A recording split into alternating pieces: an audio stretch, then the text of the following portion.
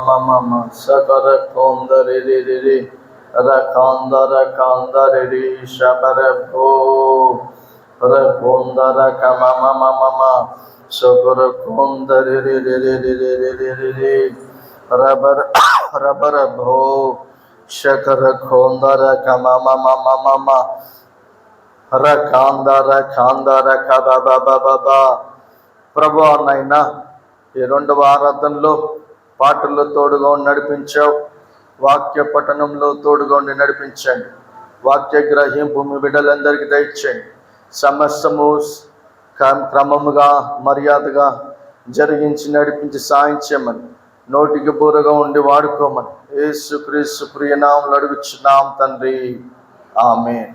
కూర్చోండి అమ్మా. మొదటిగా దేవాది దేవునికి కూడి వచ్చిన మీ అందరికీ ప్రభు పేరిట వందనాలు తెలియజేస్తున్నా. Praise the Lord. హల్లెలూయా. ప్రియమైన దేవుని బిడ్డలారా,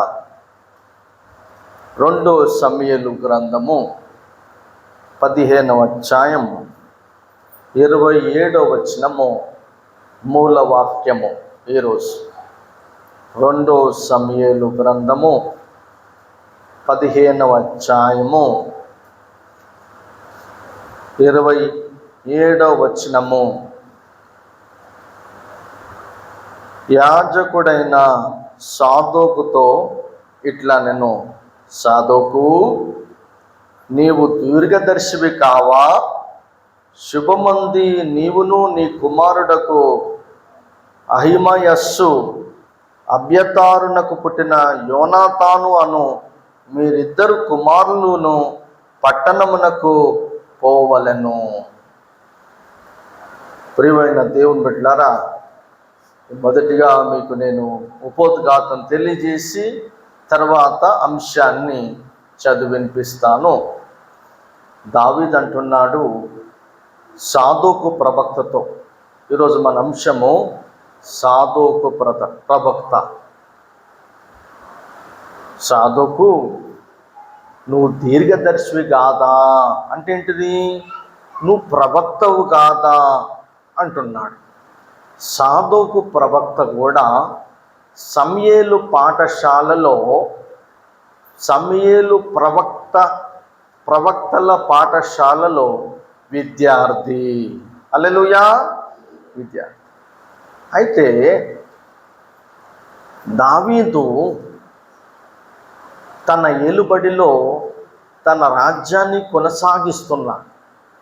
కొనసాగిస్తుంటే తన కుమారుడు అబ్షలోము తాను రాజుగా ఉండాలి అనే దుష్ట కోరిక వచ్చింది.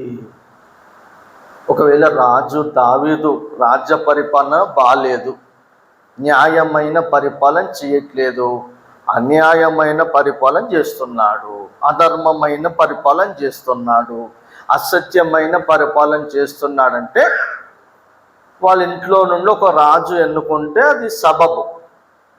రాజు దావీదు దేవుని హృదయానుసారి అయిన దావీదు దేవుని చేత పిలువబడ్డాడు. దేవుడిచ్చాడు స్టేట్మెంటు, దావీదు నా హృదయాన్ని అనుసరించి నడుచుకుంటాడు. దావీదు ఆత్మపూర్ణుడు, అభిషేక్తుడు. అంత గొప్ప దావీదు తన రాజ్య పరిపాలన కొనసాగిస్తుంటే తన కుమారుడు అబ్షలోములో ఒక దుష్ట కోరిక పుట్టింది. తాను రాజుగా ఉండాలనే కోరిక పుట్టింది.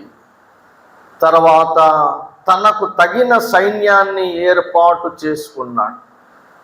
తాను రథం మీద వెళ్ళేటప్పుడు, ఎవరైనా గుర్రం మీద వెళ్ళేటప్పుడు కలిస్తే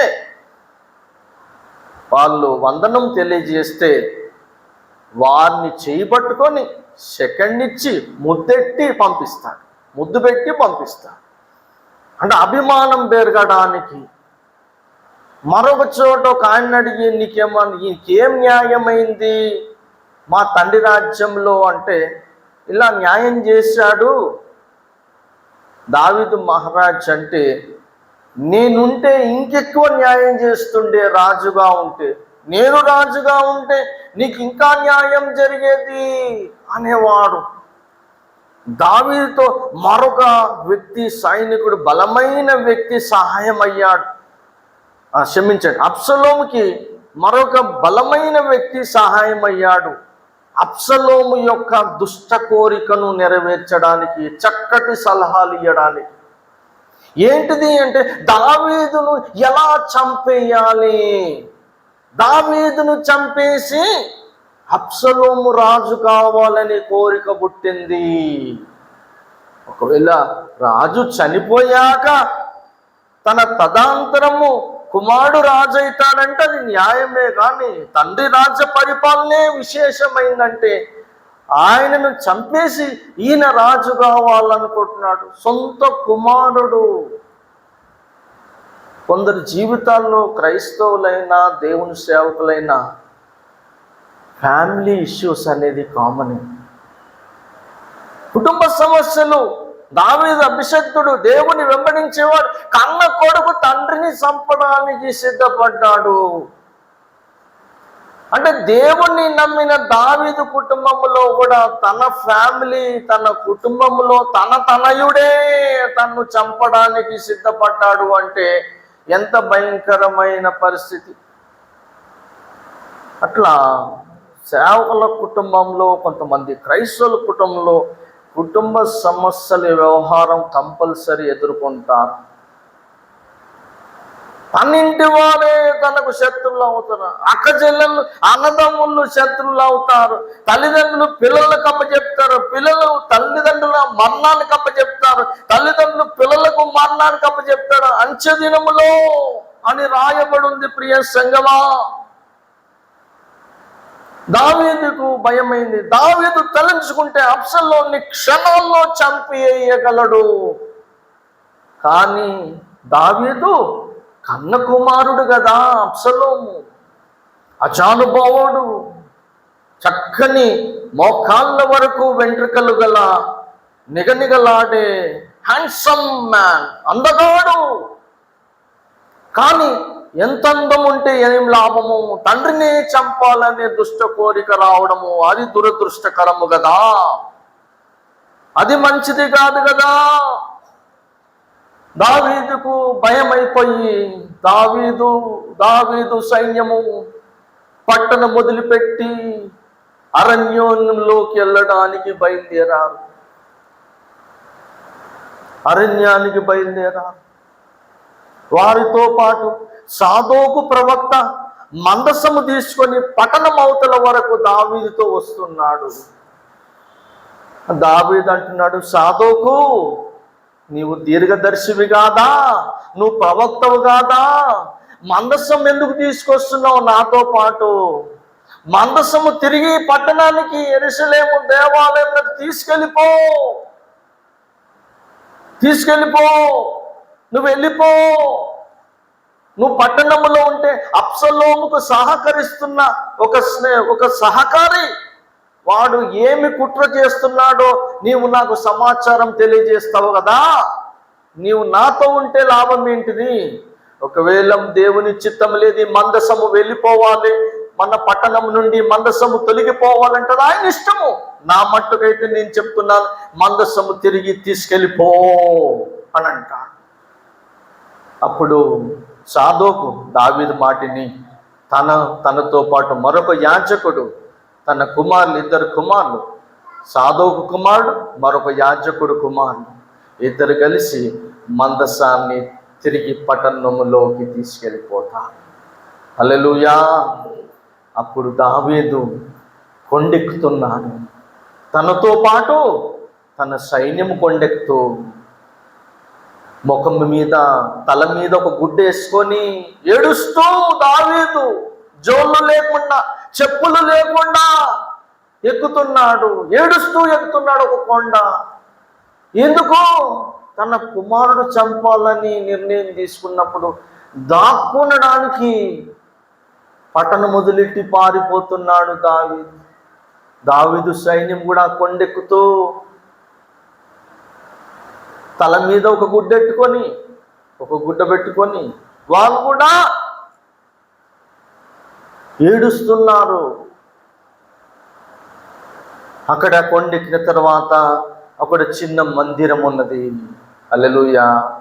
అక్కడికి వెళ్ళిన తర్వాత దావీదు స్నేహితుడు దావీదును చూచి వస్త్రములు చింపుకొని తల మీద బూడిద వేసుకొని, అయ్యో దావీదు నువ్వు ఇక్కడికి వచ్చావా? ఎటువంటి స్థితిలో వచ్చాడు దావీదు? ఏడుస్తూ ఉన్నాడు. కాళ్ళకు చెప్పులు లేకుండా వచ్చాడు. మహారాజు రాజభవనములో ఉన్న దావీదు చెప్పులు లేకుండా కొండలెక్కుతూ వచ్చాడంటే ఎంత దౌర్భాగ్యమైన దుస్థితి. దావీదు తలుచుకుంటే నా కుమారుని చంపేయండి అని ఒక్క మాట ఇస్తే క్షణాల్లో చంపేస్తారు దావీదు సైన్యం. కానీ కొడుకుని పోడగొట్టుకుంటే తండ్రిని కనికరించని కుమారుణ్ణి కనికరించని తండ్రి వీడేమి తండ్రి అవుతాడు అని సమాజం అంటది. ఒకసారి నా కుమారుని పోడగొట్టు.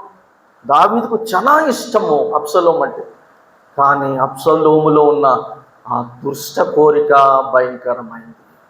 అబ్షలోముకి ఇంకో స్నేహితుడు ఉన్నాడు, సహకరిస్తున్నాడు. ఇలా చంపుతాం దావీదుని, మీ నాయనని, మీ డాడీని అట్లా చంపుతామని సరే ముందు చదివిస్తాను, ఇదంతా ఉపోద్ఘాతం చెప్తున్నా, అలా చంపుతామంటాడు.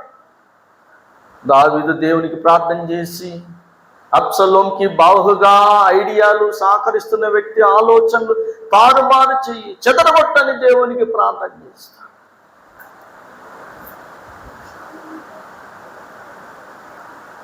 అయితే దావీదు కొండెక్కిన తర్వాత హుషై అనే వ్యక్తి తన స్నేహితుడు కలిసిన, నీవు ఇక్కడ ఉండడము నాకు భారము, నీవు కూడా పట్టణంలోకి వెళ్ళిపోయి అబ్షలోము స్నేహితుడు నా మీద ఏం కుట్ర కలిగినరో నువ్వు సమాచారం తెలుసుకోవచ్చు కదా, నువ్వు నా దగ్గర ఉంటే నాకు భారము, వెళ్ళిపో అని తన స్నేహితుడిని పంపించేశాడు.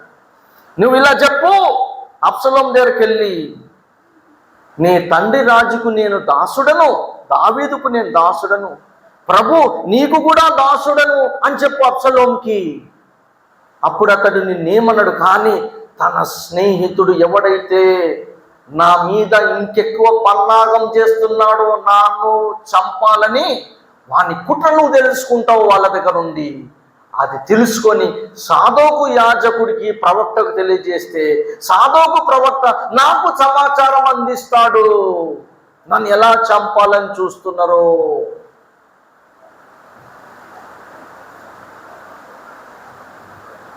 అలాగా జరిగిపోయింది. కానీ దావీదు చనిపోయిందా? చనిపోలేదు. ఎవరు చనిపోయారు? అబ్షలోము.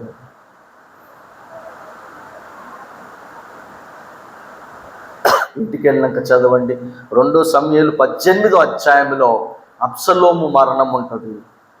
2 సమూయేలు గ్రంథం 18వ అధ్యాయంలో ఉంటుంది. ఎలా మరణిస్తాడంటే తను తండ్రిని చంపాలని బయలుదేరుతాడు. రథం మీద బయలుదేరినప్పుడు అబ్షలోము జుట్టు పెద్దది కదా, ఆ జుట్టు చెట్టుకు చిక్కబడుతుంది. ఆ చెట్టు మామూలు చెట్టే, కానీ దాని పేరు, ఆ చెట్టు పేరు బోధన చెట్టు. బోధన చెట్టుకి తల వెంట్రుకలు ఇరిగిపోయి ఏలాడుతూ ఉంటాడు. అయితే మహారాజు దావీదుని చంపాలని చూస్తాడా?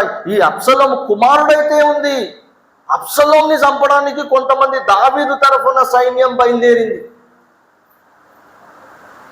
కానీ ఏమైందంటే ఆ చెట్టుకు ఇరుకపోయి ఆ చెట్టు నుండి తప్పించుకోవాలని చాలా ప్రయత్నం చేస్తే ఆ చెట్టు కొమ్మ ఇరిగి కింద పడి నేల మీద పడి చనిపోతాడు. అయితే దావీదు సైన్యం చంపడానికి వస్తారు, కానీ ఆల్రెడీ చనిపోయాడు.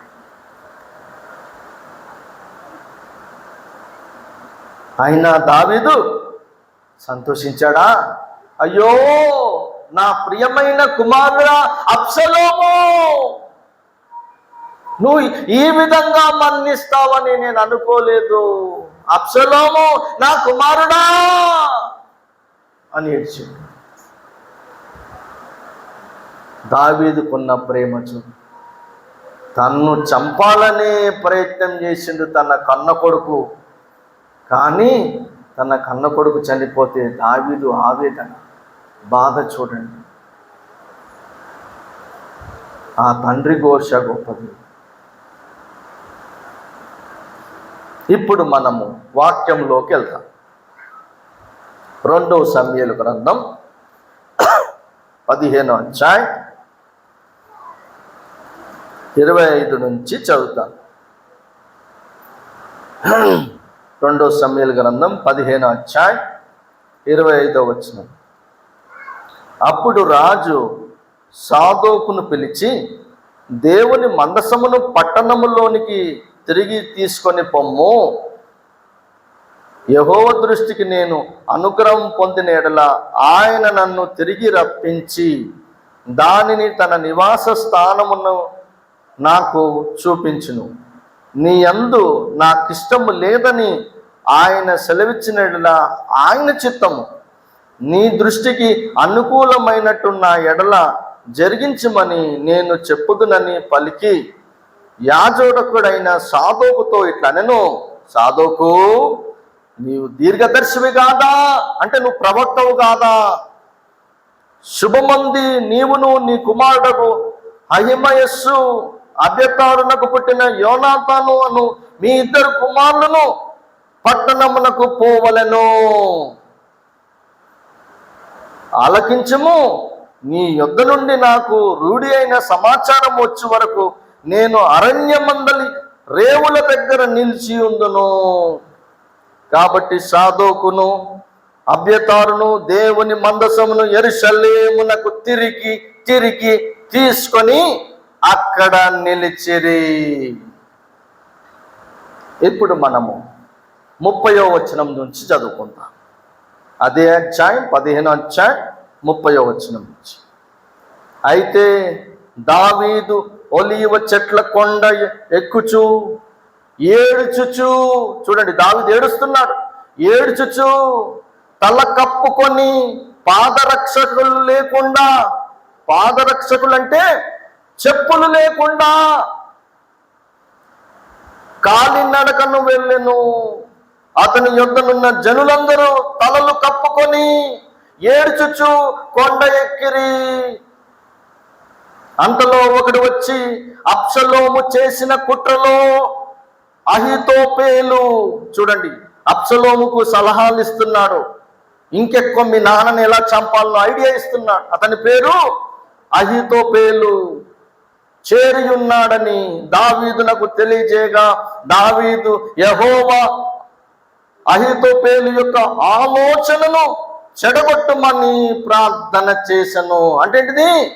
అహీతోపేలు ఆలోచనను తారుమారు చేయమని ప్రార్థన చేశాడు దేవునికి దావీదు. 32వ వచనం. దేవుని ఆరాధించు స్థలం ఒకటి ఆ కొండ మీద ఉండెను.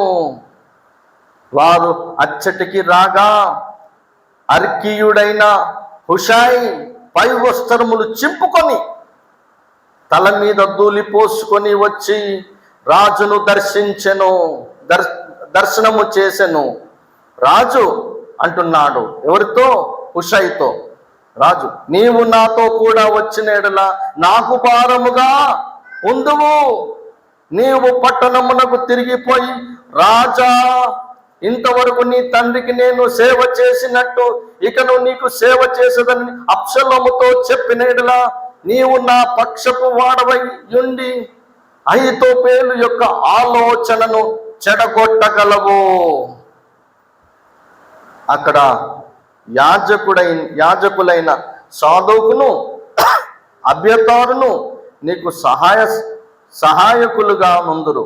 కాబట్టి రాజనగరి యందు ఏదైనను జరుగుట నీకు వినబడిన ఎడల యాజకుడైన సాదోకును అబ్యతారుతోను దాన్ని చెప్పవలను.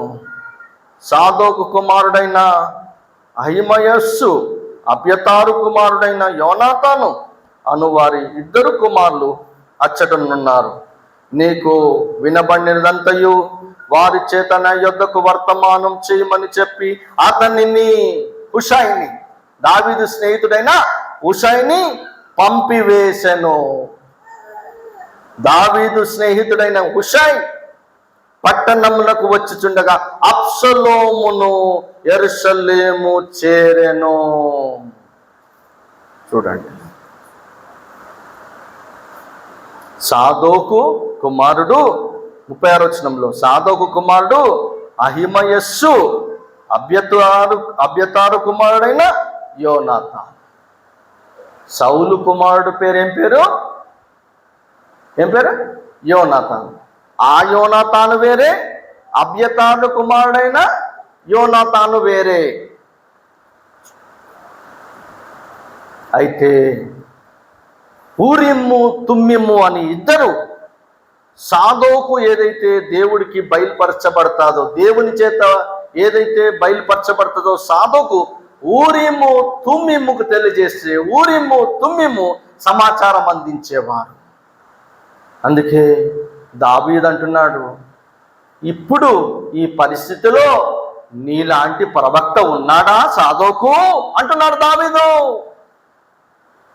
నీ వంటి ప్రవక్త ఇప్పుడు ఉన్నాడా ఈ పరిస్థితుల్లో? నువ్వు దీర్ఘదర్శివి కాదా? నువ్వు ప్రవక్తవు కాదా? నువ్వు నాతో రాకు, నువ్వు పట్టణానికి మందసం తీసుకొని వెళ్ళిపో. పంపించేశాడు దావీదు సాదోకు ప్రవక్తను పట్టణములోకి. సాదోకు సహకారైన మరొక యాజకుడు, 2 కుమారులు అక్కడ ఉన్నారు. అంటే సాదోకు మించిన వ్యక్తి ఇంకెవరున్నారు ఈ పరిస్థితిలో? దేవుని గురించి బయలుపరిచేవారు ఇంకెవరున్నారు అంటున్నాడు దావీదు సాదోకు గురించి, ప్రవక్త గురించి. అన్న కొడుకు చంపాలని బయలుదేరాడు.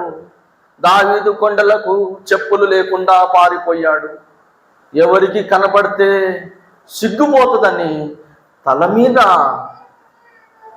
గుడ్డ పెట్టుకొని కొండెక్కుతున్నాడు. తన స్నేహితులు కూడా ఏడ్చుచూ తల మీద గుడ్డ పెట్టుకొని కొండెక్కుతున్నారు. మన జీవితంలో మనం ఎంత న్యాయంగా ఉన్నా కొన్ని సందర్భాల్లో శోధన అనుభవించక తప్పదు. దావీదు ఏం పాపం చేసిండని ఇంత భయంకరమైన శోధన? ఒక్క విషయంలో తప్పు చేశాడు. నాతాను ప్రవక్త హెచ్చరించినాక తప్పు ఒప్పుకున్నాడు, విడిచిపెట్టాడు. కానీ శోధన అనుభవించక తప్పదు. అయినా దావీదును దేవుడు చంపాడా?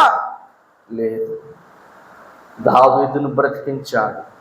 తన కుమారుడు అబ్షలోము చంపబడ్డాడు. బైబిల్ ఏమంటున్నది? పరిశుద్ధ గ్రంథం ఏమంటున్నది? 105వ కీర్తన 14వ వచనము. 105వ కీర్తన 14వ వచనం. అందరు తీయండి. 105వ కీర్తన 14వ వచనం. నేను అభిషేకించిన వారిని ముట్టకూడదనియో, నా ప్రవక్తలకు కీడు చేయకూడదని ఆయన ఆజ్ఞ ఇచ్చి. దావీదు అభిషక్తుడిని ముట్టొచ్చా అంటే అతని పైన దాడి చేయొచ్చా, చంపొచ్చా? ముట్టొద్దు. అభిషక్తులు ముట్టొద్దు, దేవుని ప్రవక్తల్ని ముట్టొద్దు. మన తెలుగు రాష్ట్రంలో, తెలంగాణ రాష్ట్రంలో ముఖ్యమంత్రి అనుమూలు రేవంత్ రెడ్డి గారు చర్చి కానీ మసీదు కానీ గుడ్ల జోలికి మాత్రం నేను పోను, ఆ స్థలాలను నేను ముట్టను అని. ఆ నాల వ్యవహారం వేరే, అది వదిలేసేయండి. నాల వ్యవహారానికి ఏదున్నా తీసేస్తున్నా, అది వదిలేసేయండి. అభిషక్తులను, ప్రవక్తలను ముట్టకూడదని రాయబడి. యాజకులు ఆ కాలములో యోసేపు కూడా యాజకుల యొక్క స్థలాలను వదిలేశాడు. యాజకులని ముట్టలేదు. మిగతా వారందరి భూములు తీసుకొని, వారి పత్రాలు తీసుకొని వారికి ఆహారం పంచిపెట్టాడు. కానీ యాజకుల యొక్క స్థలాల పత్రాలు కానీ ముట్టలేదు యోసేపు. ప్రియమైన దేవుని బిడ్డలారా, దావీదు అభిషక్తుడు, కన్న కొడుకే తండ్రిని ముట్టబోయిండు, చంపబోయిండు. చివరికి ఏమయ్యాడు? చంపబడ్డాడు, చనిపోయాడు, అనవసరంగా చనిపోయాడు. కాబట్టి ఆ సందర్భంలో సాదోకు చక్కటి సలహా ఇచ్చేవాడు, దావీదుకి సమాచారం అందింపజేసేవాడు. అక్కడ అబ్షలోముతో ఎవరెవరైతే కుట్ర కలిగి ఉన్నారో దావీదుని చంపాలని, వారి కుట్రంతా ఏమైంది? తారుమారైపోయింది. హల్లెలూయా! దావీదు తిరిగి తన రాజ్యానికి వచ్చాడు. కాబట్టి అందుకే దావీదు అంటున్న మాట 15వ అధ్యాయం 2 సమూయేలు గ్రంథం 15వ అధ్యాయం 27వ వచనం, దావీదు అంటున్న గట్టి మాట. ఏ మాట? 15వ అధ్యాయం 27వ వచనము.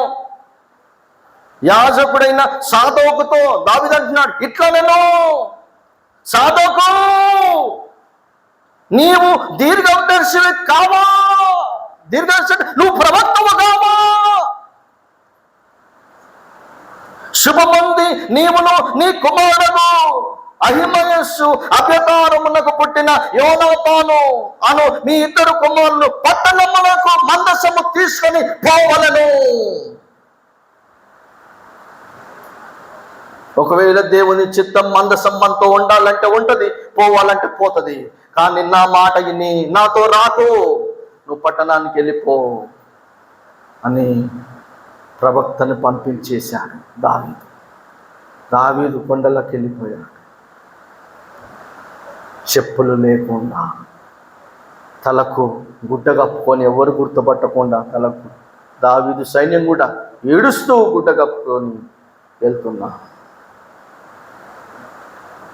అంటే మనం దేవునిలో ఉన్నప్పుడు కొన్ని సందర్భాలు మనము తప్పు చేయకుండా కొన్ని శోధనలు మనం ఎదుర్కొంటాం. అయినా భయపడద్దు, ప్రార్థన చెయ్యాలి. అయినా భయపడద్దు. దావీదు ఆ సందర్భంలో ఉండి కూడా అబ్షలోము స్నేహితుడి ఆలోచన చెదరగొట్టు అని దావీదు ప్రార్థన చేశాడు. కానీ నన్ను చంప చూస్తున్నాడు, అబ్షలోముని వెళ్ళి మీరు చంపండి వెంటనే ఆదేశం ఇవ్వలేదు. తన కొడుకు ఇంకా మారుతాడేమో, కొన్నాళ్ళ వరకు తన కోపం మార్చుకుంటాడని దావీదే పారిపోయాడు, పట్టణం వదిలేసి, సామ్రాజ్యం వదిలేసి. కానీ అబ్షలోము మారలేదు, ఫిక్స్ అయిపోయాడు, నా తండ్రిని లేపేస్తేనే ఈ రాజ్యం నాకు వచ్చేస్తుందని. కానీ దేవుడు న్యాయం చేయాలి కదా. ఇద్దరిట్లో ఒక రాజు ఉండాలంటే ఒక వ్యక్తి ఉండాలి, మరొక వ్యక్తి ఉండకూడదు. దావీదుని బ్రతికించాడు, అబ్షలోము దేవుడు చంపేశాడు. అంటే మనము శోధనను ఎదుర్కొన్నప్పుడు చిట్ట చివరిలో మనము దేవుని వైపు ఉంటే మనమే గెలుస్తాము. హల్లెలూయా! దుష్ట మనుషులు ఎంత కుట్ర కలిగినా మనల్ని పడేయాలి, మనల్ని తొక్కేయాలి, మనల్ని చంపేయాలి, మనల్ని నాశనం చేయాలి, మన మీద గేలి ఎగితాలు చేసి తమాషా చూడాలని ఎంత కుట్ర కలిగిన, దుష్ట ఆలోచనలు కలిగిన అవి చెల్లవు. ఎందుకు? దావీదు పట్ల చెల్లలేదు, మన పట్ల కూడా చెల్లదు. ఎందుకు? మనము దేవుని పక్షమున ఉండి విజ్ఞాపనం చేయుచున్నాము. ఆ దుష్ట కోరిక మనకు లేదు. ఒకని కడుపు కొట్టి బాగుపడాలనే కోరిక మనకు లేదు. ఒకరి ఉద్యోగం దొంగిలించి ఆక్రమించుకొని సంపాదించుకోవాలనే దుష్ట కోరిక మనకు లేదు. మనది మనకుంటే చాలు, అతడు బాగుండాలి, న్యాయంగా ఉంటే మనము బాగుండాలనుకునే మనకు శోధన వచ్చినా కానీ జడియకుండా ప్రార్థిస్తూ అరణ్యము వంటి శోధన అనుభవిస్తున్నా కానీ, కొన్నిసార్లు చెప్పులు లేకుండా నడుస్తున్న శోధన అనుభవిస్తున్నా కానీ, ఎండ దెబ్బ తగులుతూ ఎవరు చూస్తున్నారేమో అని తలపై బట్ట కప్పుకొని దొంగచాటుగా వెళుతున్నా కానీ చిట్ట చివరకు మనమే గెలుస్తాము. ఆమేన్. మన పైన ఎవరు అన్యాయం చేసినా వారు నిలవరు, వారు చావాలనే ఉద్దేశం మనకు లేదు, కానీ వారిని దేవుడు ఓడించి మనల్ని దేవుడు గెలిపిస్తాడు. హల్లెలూయా. కానీ మన పోరాటం న్యాయముగా ఉండాలి, ధర్మంగా ఉండాలి, సత్యంగా ఉండాలి. మనము చేసే పోరాటం దేవునికి అనుకూలంగా ఆత్మానుసారంగా ఉండాలి, దేవుని ఇష్టానుసారంగా మనము నడుచుకోవాలి. శోధన వచ్చినప్పుడు అప్పుడే ఓటమి మన శత్రువుది, గెలుపు మనది. హల్లెలూయా. దేవుడు తన మాటను దీవించి ఆశించునుగాక. ఆమె కళ్ళు మూసుకుందాం. పరిశుద్ధ దేవ, పరలోక తండ్రి, సాదోకు ప్రవక్త కాలములో సాదోకు ఎటువంటి నిర్ణయం తీసుకున్నాడంటే, ప్రభువా, దావీదుకు సమాచారం అందించేవాడు. దావీదు చంపబడకుండా దావీదు కాపాడబడదు. దావీదు అంటున్నాడు, సాదోకు, ఈ పరిస్థితిలో నీలాంటి ప్రవక్త ఇంకెవడున్నాడు, నీవు తప్ప అంటున్నాడు. ప్రభువా, సాదోకు ప్రవక్త యొక్క అభినందనను బట్టి వందన, తనకిచ్చినటువంటి గొప్ప ఆలోచన దీర్ఘదర్శిని బట్టి వందన. మీకు స్తోత్రం చెల్లిస్తున్నాం. మాకు కష్టాలు, నష్టాలు, ప్రాణగండాలు ఎన్ని వచ్చినా సరే మేము ప్రార్థిస్తాము, ముందడిగేస్తూ ముందుకెళ్తాము. ఎందుకంటే మమ్మలను స్థిరపరచువాడు, భద్రపరచువాడు, నడిపించువాడు, బ్రతికించువాడు, విజయోత్సవంలో నడిపించు దేవుడవై ఉన్నావు. మా శత్రువులు ఎదుట మాకు విజయం అనుగ్రహించే దేవుడవై ఉన్నావు. మా శత్రువులకు అపజయము తెలియజేసే, అపజయపరిచే దేవుడవై ఉన్నావు. అందును బట్టి నీకు స్తోత్రాలు చెల్లిస్తూ, ఎన్ని శ్రమలు వచ్చినా దావీదు వల్లే ప్రార్థనతోనే ముందుకెళ్లేలాగా మమ్మల్ని నడిపిస్తావని నమ్ముచున్నాం. ఇంతవరకు నడిపించావు, ముందున్న రోజులు కూడా నడిపిస్తావని నమ్ముచు స్తోత్రాలు చెల్లిస్తూ యేసుక్రీస్తు ప్రియ నామములో అడిగి వేడుకుంటున్నాము తండ్రి. ఆమేన్.